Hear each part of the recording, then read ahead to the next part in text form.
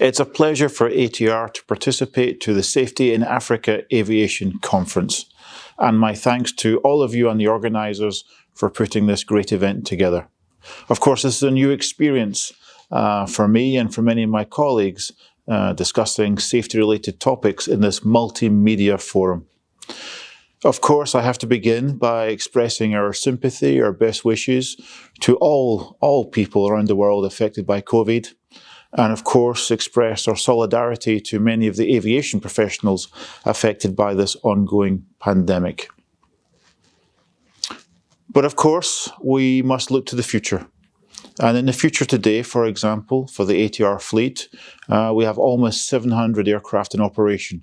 Indeed, when we look at the African continent, approximately half our fleet today is in operation.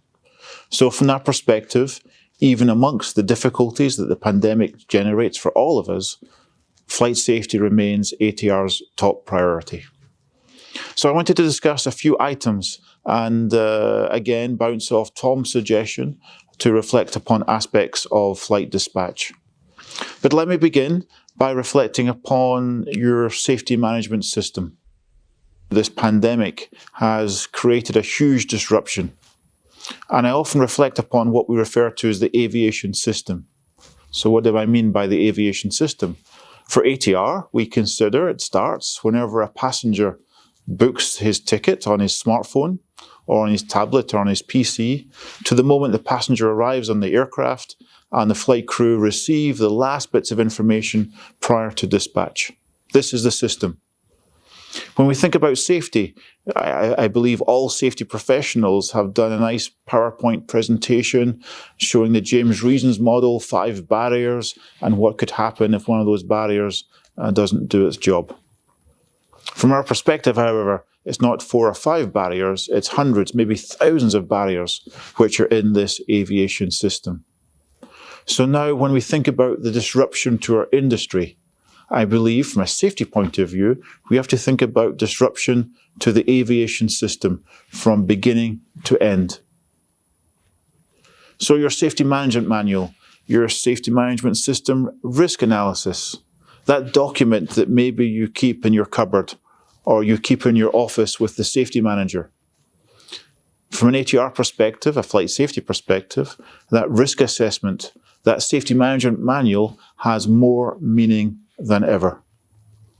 We do recommend that you take out your risk assessment and you relook at it, not based upon the assumptions of 2019, but based upon the reality of 2020 and what we face today. I don't think from a safety point of view we can underestimate the disruption to our business. We cannot underestimate the new risks which may be generated by the operations today. To give maybe one practical example, due to the pandemic, we know at dispatch, or prior to dispatch, the cleaning time for an aircraft may take longer. Does this mean that turnaround times need to be adapted? We don't want flight crew having to rush to prepare under the same turnaround time where maybe we have to account for passengers taking longer to board, for loading cargo, which takes just that little bit longer, to more activities on the ground to prepare the aircraft, to clean the cabin. Now, clearly, this needs to be taken into account. And from a risk perspective, how does that affect the flight crew and cabin crew preparation prior to dispatch? So it's one illustration of where your risk analysis should be relooked at, reconsidered, reassessed. Another aspect, maybe one constant pre-COVID, during COVID, is this aspect of training. We know many countries, and countries in the African continent as well, have extended the time required for flight crew to do their recurrent training. Indeed, we know some countries have extended their time up to 8 months. Does this generate a new risk? Well, the answer is yes. But to mitigate this risk, I'm sure there are solutions. And indeed, from an ATR perspective, we are continuing to adapt our training offering, e-learning, enhanced evidence-based training And we ask all our operators, and we suggest everybody who's listening to this conference and watching this conference also takes into account these differences which we face today. Now again, ATR has issued a document, an all operators message, providing a few ideas and thoughts where you might want to look at training and re-establish some training for frontline activities, to re-look at your risk assessments, to think about what has changed, and to really challenge your assumptions pre-COVID to what we face today. And we think about evidence-based training, we think about your frontline activities, and we think about, for example, aircraft coming out of storage, returning to operation. And we also promote the documents produced by IASA, the Flight Safety Foundation, ICAO, all excellent documents. We encourage everybody who's watching this conference to refer to those documents and adjust your practices accordingly.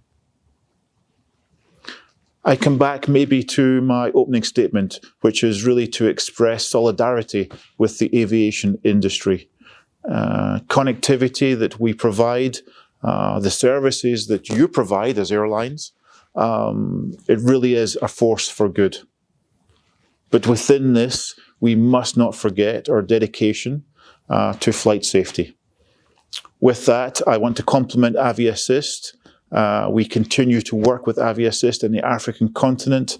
It's a great privilege to be a partner with the foundation, and I can only express my thanks and appreciation to Tom for their dedication to flight safety.